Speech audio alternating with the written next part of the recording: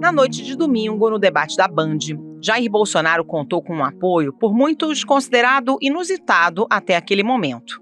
O ex-juiz Sérgio Moro, senador eleito pelo Paraná, saiu do governo rompido com o ex-chefe em 2020. Porém, no primeiro confronto do presidente com Lula neste segundo turno, Moro foi o principal personagem de bastidores. E coube ao próprio candidato explicar as razões dessa reaproximação na reta final da campanha.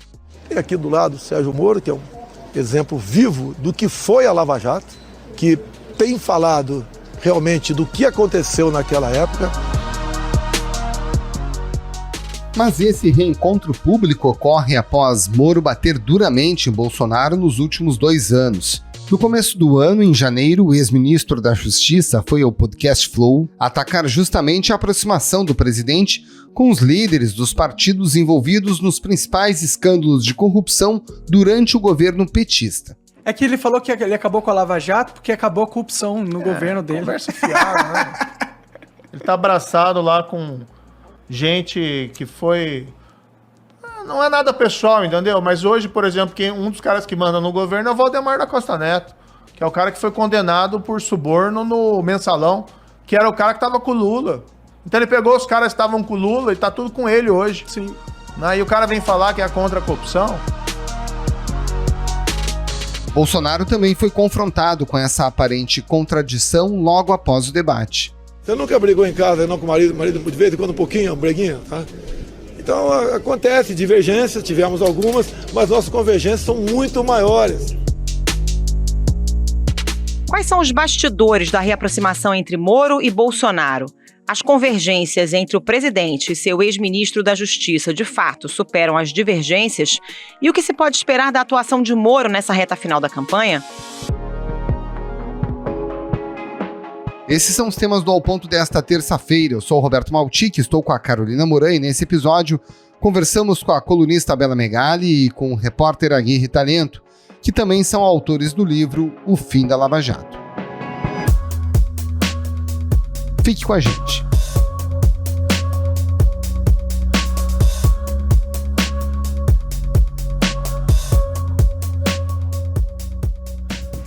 Bela Megali e Aguirre Talento, começando por você, Bela. Em que medida você, pessoalmente, se surpreendeu com a presença do ex-ministro Sérgio Moro ao lado do presidente Jair Bolsonaro no debate da Band?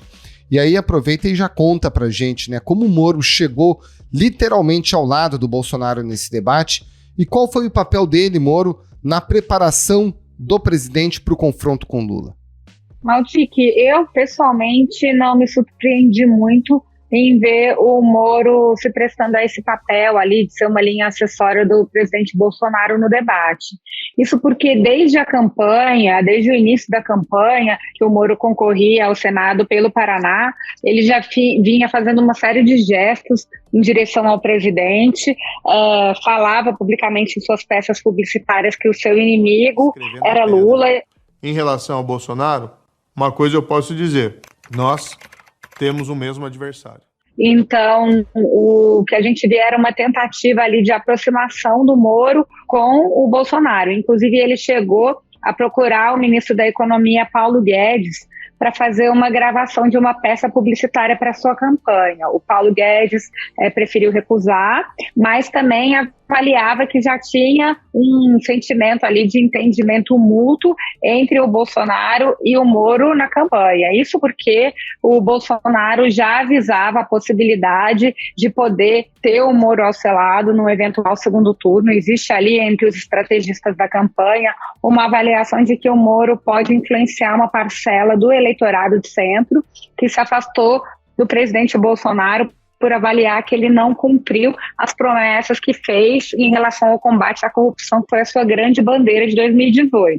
Então, já vinha esses sinais aí de reatar esse namoro que foi rompido em 2020, quando o Moro deixa o Ministério da Justiça de Bolsonaro, inclusive atirando, ou seja, denunciando o presidente de interferência política na Polícia Federal, inclusive para proteger, né, os filhos do próprio presidente. Mas voltando voltando à sua segunda pergunta, como que o Moro chegou literalmente a esse debate nos estúdios da Band ontem? Ele foi, inclusive, de carona com uma figura-chave da campanha do presidente Bolsonaro, que é o ex-SECOM, o ex-responsável pela comunicação ali da presidência, que é o Fábio Van Garten, tem atuado bastante na campanha de Bolsonaro. O Van Garten, ele buscou o Moro num motel em São Paulo, na região dos Jardins, e os dois seguiram juntos ali para o debate da Band. O Van Garten, com o ministro das Comunicações, Fábio Faria, costurou ao longo da semana a presença de Sérgio Moro nesse debate. A presença de Moro vinha guardada ali pelo núcleo duro da campanha a 7 chaves, porque eles avaliavam que era um trunfo que só deveria vir à tona na hora do programa e que poderia ajudar a desestabilizar o ex-presidente Lula. Então, houve essa costura, o Fábio Faria e o Van Garten, inclusive, chegaram a ter uma reunião presencial com o Sérgio Moro. Nessa reunião, o Moro detalhou pautas que avaliava que o Bolsonaro deveria incluir, explorar nesse debate, inclusive perguntas que vieram à tona quando ele fala ali da transferência do líder de uma facção criminal, Marcola, que não ocorreu quando Alckmin era governador de São Paulo e Lula presidente. Questiona muito esse ponto da segurança pública em relação a facções criminosas. Então o Moro ajudou não só nessa frente, também com outras informações e questionamentos no âmbito dos desvios da Petrobras, que foi aí a cerne da Operação Lava Jato. Então teve toda essa costura e, além dela, a própria presença do ex-juiz Sérgio Moro ao lado de Bolsonaro e depois concedendo entrevistas aos jornalistas falando que tem muito mais convergências do que divergências em relação ao atual presidente, Maltic.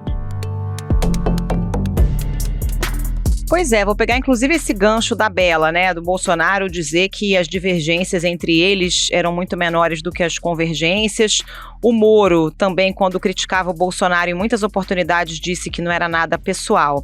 Dá pra gente dizer, Aguirre, que essas afinidades entre Moro e Bolsonaro vêm de longe, inclusive antes do Moro ter pretensões políticas, da época em que ele ainda era juiz da Lava Jato em Curitiba? Carol, com certeza. A gente mostra muito claramente no nosso livro, O Fim da Lava Jato, os bastidores das eleições de 2018 na 13ª Vara Federal de Curitiba, quando Sérgio Moro era o juiz titular responsável por conduzir a Lava Jato.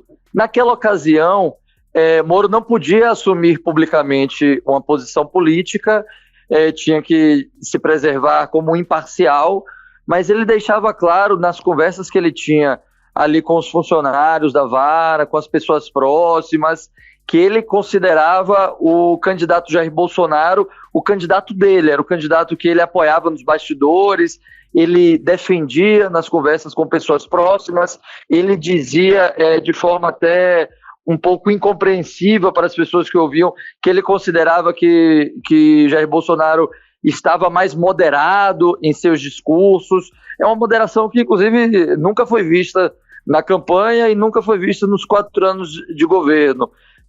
Então, o Moro demonstrava uma afinidade ideológica com o presidente Jair Bolsonaro e acreditava, de certa forma, que o presidente Jair Bolsonaro, quando eleito, iria abraçar as bandeiras de combate à corrupção, que eram a principal defesa que Moro fazia. Só que a gente acabou vendo que não foi o que aconteceu. O Sérgio Moro foi convidado para ser ministro da Justiça, só que no seu cargo ele teve uma promessa de carta branca que nunca se concretizou. O presidente Jair Bolsonaro interferia em nomeações do ministério, desautorizava determinadas ações, ele sancionou algumas leis que Moro tinha pedido para ele vetar, porque enfraqueciam os órgãos de controle, e ele, de certa forma, o presidente, tentou atacar a independência do Ministério Público Federal e da Polícia Federal, que no discurso de demissão, o próprio Sérgio Moro citou como fatores de sucesso para a Operação Lava Jato. Nesse discurso, em abril de 2020, é importante a gente lembrar que Moro até mesmo comparou a gestão do PT na presidência, na época a gestão de Dilma Rousseff, com a Jair Bolsonaro no quesito da independência da Polícia Federal, e ele disse que nem durante as gestões do PT, no auge da Lava Jato, ele não havia visto tentativas de interferência política na Polícia Federal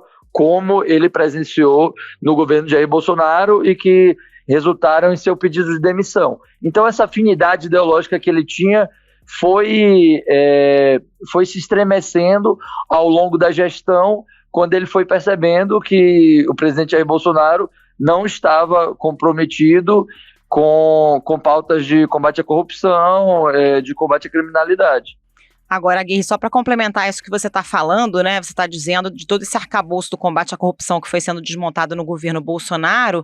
Quando é que o caldo entornou entre o Bolsonaro e o Moro passou a ser tratado como um traidor? Tem a ver com as acusações de rachadinha contra o Flávio Bolsonaro, né? Carol, exatamente. Quando veio a público o relatório do COAF, que apontava movimentações financeiras suspeitas no gabinete de Flávio Bolsonaro, e lançou luz num personagem chamado Fabrício Queiroz, que é apontado pelo Ministério Público como operador de um esquema de desvio de salários de funcionários no gabinete do Flávio Bolsonaro, quando ele era deputado estadual. Moro ainda não havia se tornado ministro. Isso foi em novembro, dezembro de 2018, um pouco depois das eleições. Mas ele depois foi convidado para o cargo de ministro da Justiça e aceitou. Só que durante o governo, durante a gestão, a defesa de Flávio Bolsonaro conseguiu uma decisão no Supremo Tribunal Federal paralisando a investigação contra Flávio Bolsonaro e todas as outras investigações do Brasil que se baseassem em relatórios financeiros do COAF. O COAF é um órgão atualmente ligado ao Banco Central que monitora todas as transações financeiras que destoam do padrão, transações financeiras em valores muito altos, saques em dinheiro vivo de valores altos, tudo isso chega ao COAF e o COAF faz relatórios porque essas transações podem resultar em operações de lavagem de dinheiro. Quando o Supremo Tribunal Federal suspendeu essas investigações, Sérgio Moro tentou interceder junto ao então presidente do Supremo, Dias Toffoli, para que o colegiado tomasse rapidamente uma definição sobre qual seria o formato dos relatórios do COAF que o STF considerava aceitável, e Sérgio Moro, de certa forma, pediu que as investigações voltassem a andar. Aquilo, quando chegou ao conhecimento do presidente Jair Bolsonaro, deixou ele completamente irado com Sérgio Moro. A gente conta também esses episódios em detalhes no nosso livro. E depois disso, Bolsonaro passou a considerar que Sérgio Moro era um traidor dentro do governo e que Sérgio Moro trabalharia o tempo todo para minar a sua autoridade, para minar o seu governo, até que Bolsonaro passa a tratar Sérgio Moro para os aliados como traidor. Ele sempre chamava de traidor, dizia que nos momentos difíceis para o Sérgio Moro, que foram as revelações dos diálogos obtidos por um ataque hacker, ele, Bolsonaro, havia ficado do lado de Moro, e quando Moro precisava ter defendido o presidente e a sua família, Moro não intercedeu em favor de Bolsonaro. E esse cara não fez absolutamente nada para que COAF, para que Receita não bisbilhotasse não só a minha vida, bem como de milhares de brasileiros, que isso nos atrapalha. Porque o que o presidente esperava do seu ministro da Justiça? Ele esperava que o ministro da Justiça não atuasse como ministro da Justiça, mas atuasse como advogado, de certa forma, da sua família e defendesse os seus interesses. Esse foi o cerne do rompimento entre eles, que posteriormente acabou se concretizando, porque Bolsonaro queria interferir na Polícia Federal para escolher o nome de sua confiança. Então esse é o histórico de atritos entre Jair Bolsonaro e Sérgio Moro. Bom, Bela, vamos falar um pouco então da relação do Moro com o Centrão. Você mesma já participou aqui conosco do Ao Ponto e algumas vezes a gente tratou dessa relação dizendo assim que os parlamentares do Centrão odiavam o Moro. E não é um ódio à toa, né? Eles odeiam o Moro porque o Moro sempre se colocou contra o Centrão dentro do governo, antes de assumir o governo, inclusive nos processos da Lava Jato. Agora, no debate da Band, nessa reaproximação, o Moro estava ao lado do ministro-chefe da Casa Civil, Ciro Nogueira, que já foi citado nominalmente por ele como um exemplo negativo de fisiologismo, citado pelo Sérgio Moro. Como o ex-juiz, o ex-ministro, agora vai modular essa relação para ter um caminho de convergência com seus novos aliados do Centrão? Algo que o Moro tem sinalizado, Maltic, é que ele não tem esperanças e não tem projetos de integrar o governo.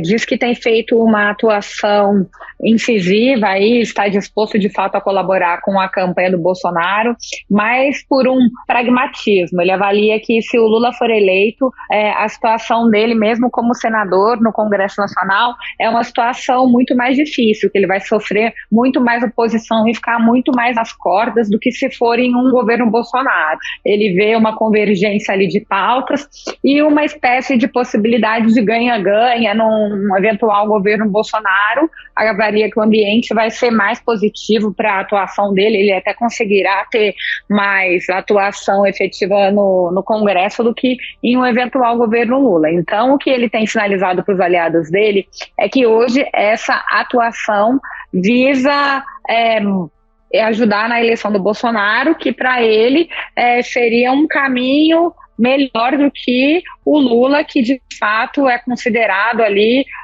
um adversário de primeira ordem do ex-ministro, né, e juiz, e agora senador eleito pelo Paraná, Sérgio Moro. Inclusive eu falei com auxiliares do presidente sobre essa especulação de que o Moro poderia, se o nome do Moro poderia voltar a ser colocado ali como uma opção para o Supremo Tribunal Federal. Aliás, no nosso próprio livro, né, que o Aguirre já citou aqui, a gente relata que o Sérgio Moro engoliu muito sapo quando foi ministro da Justiça, focando em ir para o Supremo Tribunal Federal. A sua passagem pelo Ministério da Justiça visava isso. E aí eu perguntei se eles sentiram ali nas conversas com o Moro alguma expectativa sobre isso. E o que eles me falaram é que no momento não, e que o Moro seria muito ingênuo em avaliar que o Bolsonaro poderia cogitar o nome dele para ocupar uma das vagas da corte caso seja reeleito.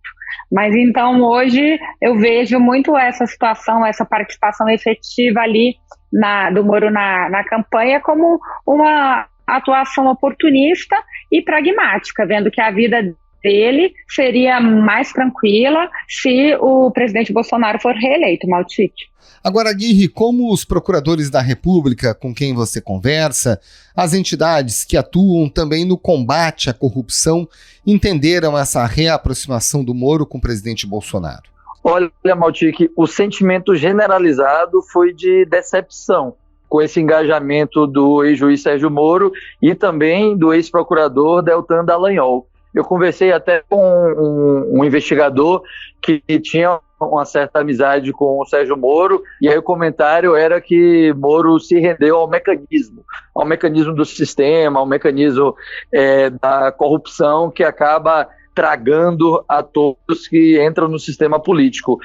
Até chamou a atenção que uma organização que era muito alinhada à Lava Jato, a Transparência Internacional Brasil, chegou a soltar uma nota muito dura, dizendo que tanto o juiz Sérgio Moro quanto o ex-procurador Deltan Dallagnol estavam usando o trabalho de combate à corrupção para fins políticos, porque a própria organização havia soltado diversos relatórios durante o governo Bolsonaro, mostrando como que o governo enfraqueceu as instituições de combate à corrupção, enfraqueceu os órgãos de controle.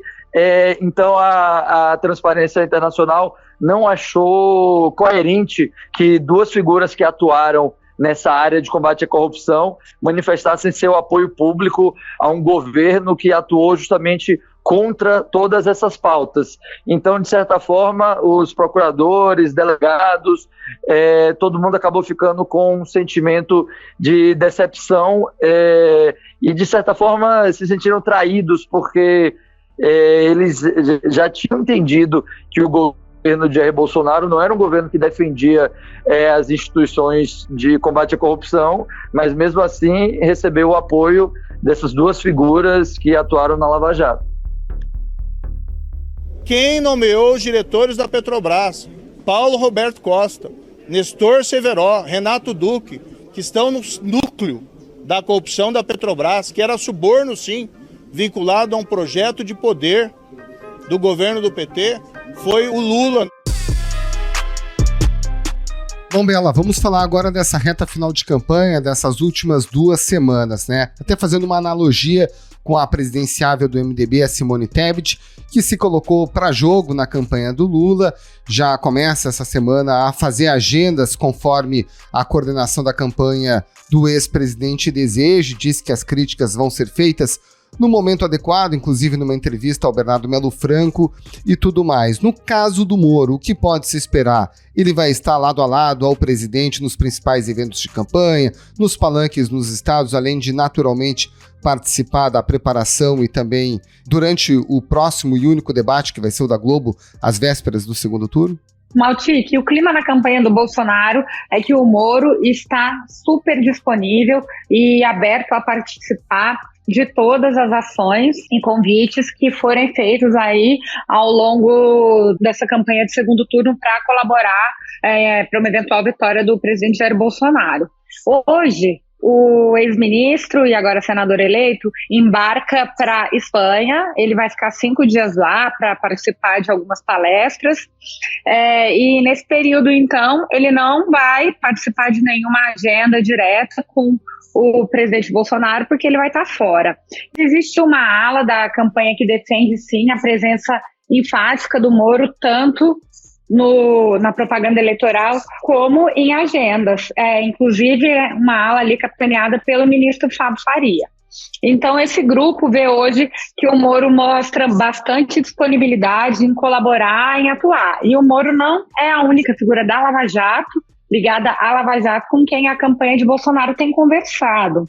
Na semana passada até publiquei uma nota de que o ex-coordenador da Força Tarefa da Lava Jato, o Deltan Dallagnol, que também se elegeu deputado federal pelo Paraná, ele está em contato constante com a campanha via o candidato a vice de Bolsonaro, Braga Neto. Inclusive chegou a apresentar uma série de propostas ali para fortalecer o combate à corrupção num segundo mandato do governo Bolsonaro. Isso chama bastante atenção, Maltic, porque assim como o Moro, o Deltan chegou a dar uma série de declarações fazendo bastante crítica à postura do presidente Bolsonaro em seu governo por ter esvaziado e enfraquecido órgãos de controle, como a Receita Federal. E então acontece que a gente vê que o pragmatismo político agora está se impondo sobre essas figuras, como o Sérgio Moro e o Deltan Dallagnol, que agora também tem se associado a essa ala do bolsonarismo. Inclusive, vale a gente lembrar que o próprio Deltan já manifestou que o seu voto no segundo turno será do presidente Bolsonaro. E na campanha do Lula, Bela, qual foi a leitura? Eles entendem que a presença do Moro de fato pode ser uma ameaça e pode ajudar o Bolsonaro a amealhar votos? Ou predomina a interpretação de que a imagem de Moro junto com Bolsonaro e Deltan ajuda a corroborar a tese de que Lula foi preso injustamente e de que o Moro foi parcial no julgamento? Na verdade, Carol, a campanha do Lula não mostrou grandes preocupações em torno ali da figura do Sérgio Moro. Não tem uma avaliação de que o eleitor do Moro, ele já não vota no ex-presidente Lula, ele já não tem nenhuma simpatia pelo PT e é muito mais fácil ele migrar para o presidente Jair Bolsonaro se não estiver com ele já. Inclusive, eu falei com auxiliares do Lula que estavam ontem na Band, no estúdio da Band, na hora em que ele foi informado ali desse efeito surpresa, a chegada do Sérgio Moro com a equipe do presidente Jair Bolsonaro. O que eu consegui apurar foi que O Lula deu uma risadinha, olhou para o advogado Cristiano Zanin, que também via ali, né, o ex-juiz como algoz, porque ele conduziu o processo de defesa do Lula na Lava Jato, e que, posteriormente, o Lula teria dito ali para os aliados, segundo os relatos que eles me fizeram, de que se a intenção deles foi tentar desestabilizá-lo com a presença de Moro, o efeito foi o contrário, que o que ele via ali era um derrotado. Porque, de fato, a defesa do Lula conseguiu capitanear uma série de vitórias em cima de Sérgio Moro, enterrando parte do legado ali da Lava Jato. 26 ações que foram abertas diretamente ou indiretamente por causa da Lava Jato foram encerradas, e também teve aquela manifestação da ONU falando que o Moro foi um juiz parcial no julgamento envolvendo o ex-presidente Lula. Então, hoje, a campanha petista não vê grandes problemas ali em torno dessa mobilização de Moro com Bolsonaro, Carol. Bela Megalha, Aguirre Talento, muito obrigada pela participação, bom trabalho para vocês. Muito obrigado, pessoal. Um grande abraço. Obrigada a você, Carol Maltic, ao meu colega Aguirre e aos ouvintes. Muito obrigado, Carol. Muito obrigado, Maltic. Até a próxima.